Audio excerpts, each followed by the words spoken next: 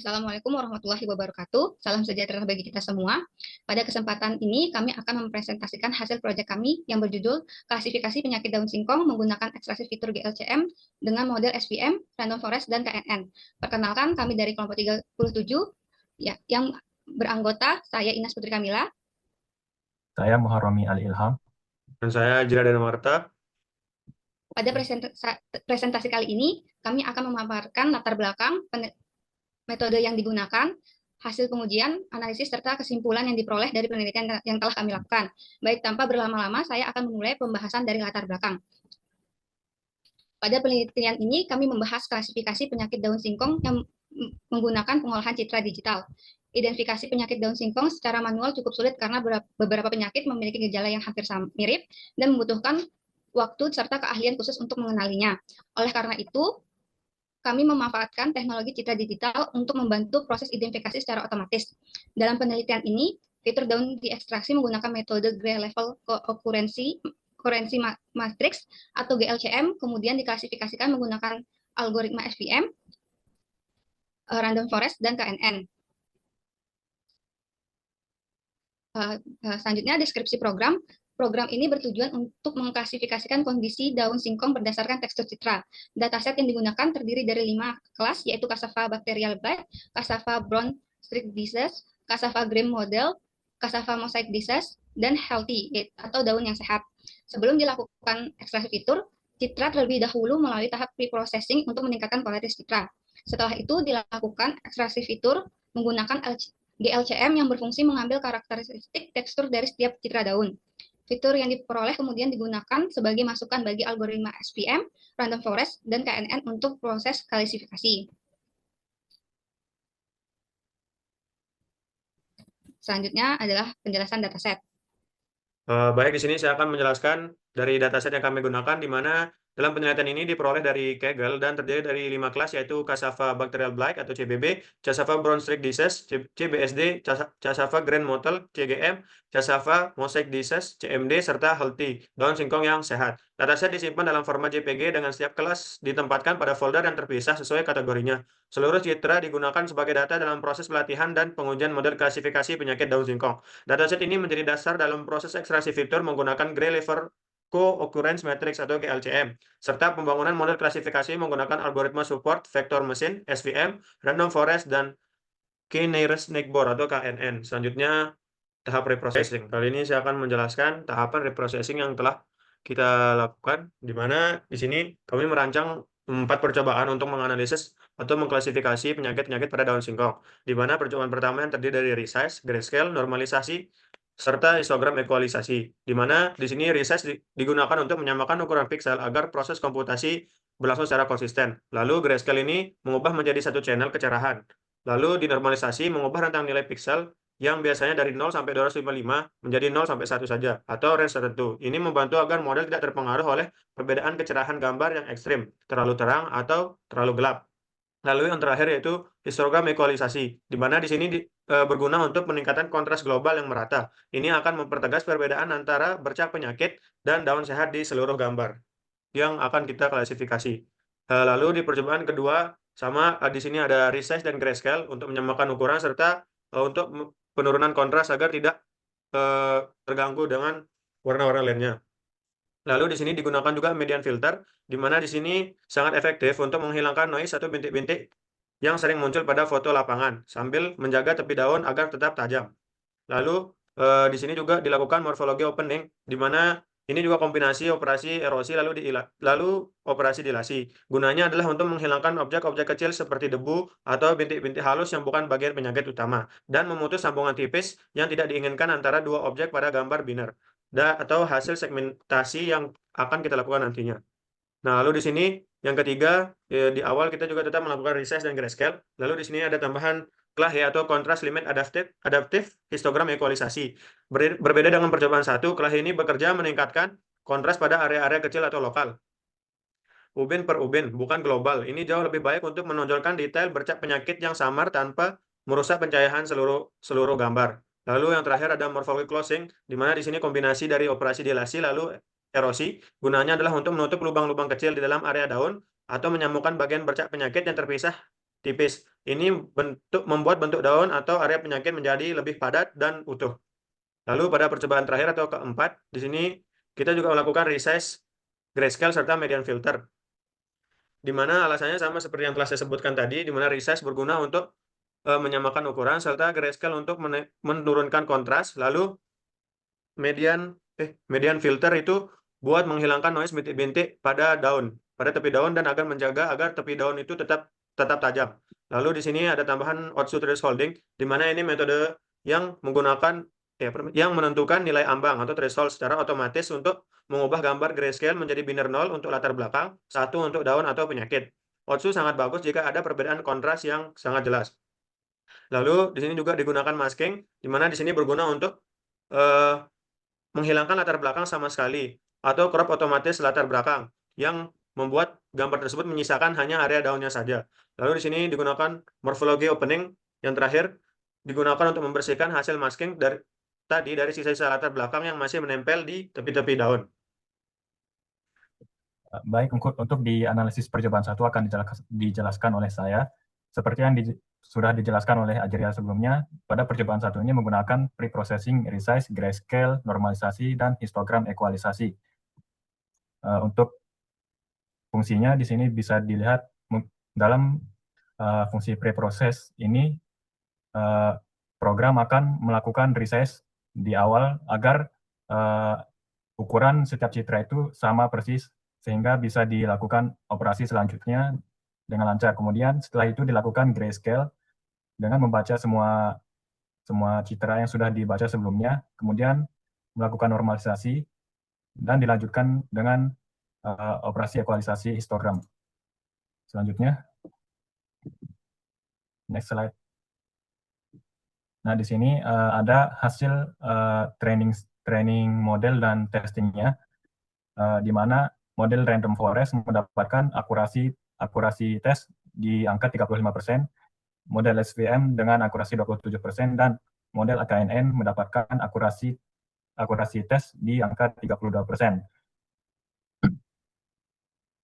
Nah, di sini ya di analisis percobaan saat ini setiap model machine learning ini mendapatkan akurasi yang cukup rendah dikarenakan kemungkinan karena pertama dikarenakan menggunakan preprocessing grayscale yang akan mengurangi atau menghilangkan warna ciri khas dari penyakit daun singkong tersebut, sehingga kemungkinan modelnya tidak mengenali ciri khas warna dari setiap penyakit dari daun singkong tersebut. Kemudian penggunaan ekualisasi histogram juga bisa menyebabkan tekstur dari penyakit daun singkong itu juga bisa menghilang. Jadi modelnya susah untuk mengenali perbedaan dari tekstur setiap penyakit dari dataset yang sudah kita pre-processing sebelumnya. Lanjut. Nah, untuk di percobaan 2, kami menggunakan pre-processing, resize, grayscale, median filter, dan morphology opening, di mana pertama-tama citra dilakukan resize sama seperti sebelumnya untuk menyeragamkan ukuran setiap dataset yang kami gunakan, kemudian dilakukan grayscale dan median filter, dan selanjutnya dilakukan morphology opening. Nah, untuk di percobaan 2 ini, hasilnya masih tetap sama, cukup rendah untuk ketiga modelnya, di mana Random Forest mendapatkan akurasi tes 28%, SVM dengan akurasi 27%, dan KNN mendapatkan akurasi 27%. Selanjutnya. Oke, di percobaan 2 ini kan masih menghasilkan hasil akurasi tes yang cukup rendah, bahkan lebih rendah dari sebelumnya.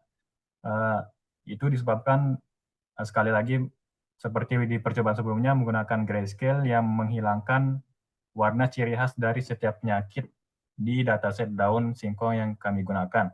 Kemudian morphology opening juga di sini kami gunakan kemungkinan menyebabkan tekstur dari penyakit di setiap daun singkongnya itu jadi menghilang, sehingga setiap modelnya itu kesulitan untuk mengenali ciri khas dari penyakit-penyakit yang dianalisis begitu. Kemudian selanjutnya di percobaan 3.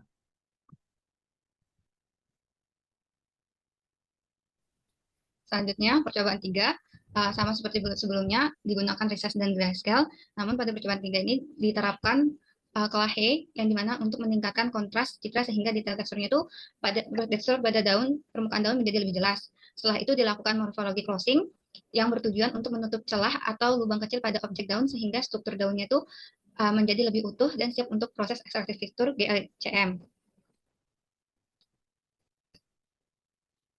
Selanjutnya, berdasarkan hasil pengujian pada percobaan 3, terjadi peningkatan pada random forest, SVM, dan KKN.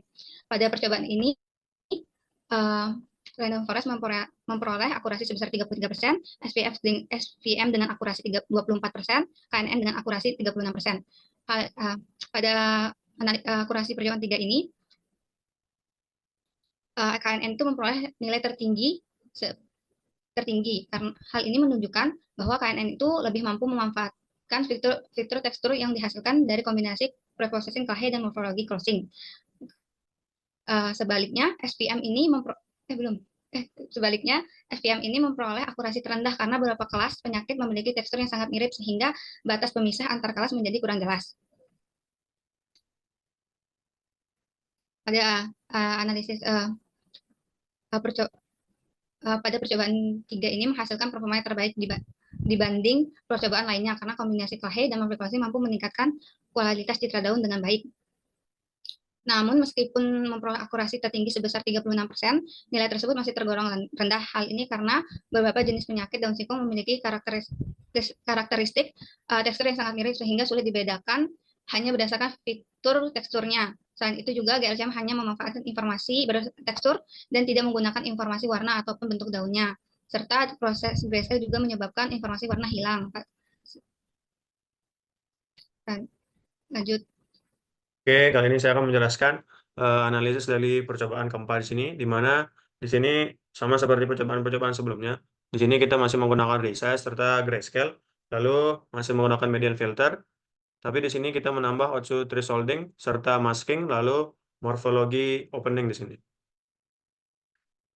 Lalu di sini hasil dari percobaan keempat masih tergolong rendah, bisa dibilang karena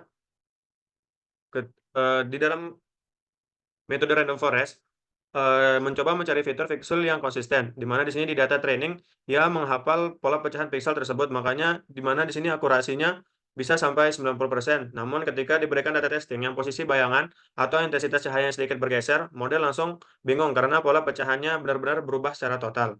Lalu di sini pada akurasi pada mode SVM dengan akurasi 23%, di sini struktur geometri asli daun itu sudah rusak dan menyisakan bintik-bintik binar acak. Posisi data antar kelas penyakit menjadi saling tumpang tindih atau overlap. Lalu di mana tumpang tindihnya ini bisa dibilang dilakukan secara ekstrim di ruang dimensi yang tinggi. Akibatnya SVM gagal memisahkan kelas-kelas tersebut. Lalu sama seperti percobaan ketiga, KNN memiliki akurasi yang paling tinggi, di mana KNN hanya melihat kedekatan tangga terdekat, namun sebaran jumlah piksel putih dengan hitam antara daun sehat dan sakit memiliki kemiripan volume kerapatan piksel tertentu di dataset data, meskipun secara esensi deteksinya masih sangat buruk. Nah, lalu di sini kesimpulan dari analisis akurasi percobaan keempat yaitu terjadinya overfitting ekstrim pada model. Di mana ketika algoritma yang diuji menunjukkan gejala overfitting yang sangat tinggi, model mampu menghafal data training dengan sangat baik, di mana akurasinya bisa mencapai tadi kurang lebih 90% pada random forest, namun gagal total saat melakukan generalisasi data pada testing, dengan akurasi akhir yang anjlok drastis di rentang 23% sampai 32%. Lalu, di mana di sini KNN menjadi algoritma terbaik di antara ketiga algoritma yang dievaluasi menggunakan data pengujian atau testing set. KNN menghasilkan akurasi tertinggi sebesar 30%, diikuti oleh random forest 24%, dan SVM sebanyak 23%. Meski menjadi yang tertinggi, performa ini masih sangat tergolong rendah untuk standarisasi sistem yang diklasifikasi.